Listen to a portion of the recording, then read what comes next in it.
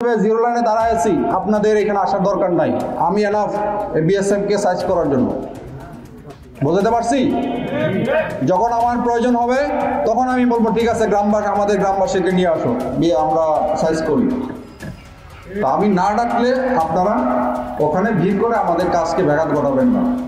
আমাদের হাতে অস্ত্র আছে, আমাদের ট্রেনিং আছে, সর্বশেষ হচ্ছে আমাদের মনোবল আছে, এবং আমাদের পিছনে 18 কোটি মানুষ আছে, আছে না? তো 18 কোটি মানুষ থাকতে আমার কি ভয় পাওয়ার কোনো কারণ আছে? তো ইনশাল্লাহ বিজিবি হচ্ছে, আপনি দেখেন আমি কি দেখাইছি আজকে, বিজিবি হবে সীমান্তের নিরাপত্তা এবং আস্থার প্রতীক। ফার্স্ট হচ্ছে আমি যখন বিজিবি আমার শূন্য লাইনে বিজিবি দাঁড়ায় থাকবে, আপনি নিশ্চিন্তে থাকেন যে বর্ডার সিকিউর, বর্ডারে নিরাপত্তা আছে। আর আস্থা হচ্ছে আমরা যে কোনো কাজে আপনি আমাকে আমার সাহায্য সহযোগিতা পাবেন, হোক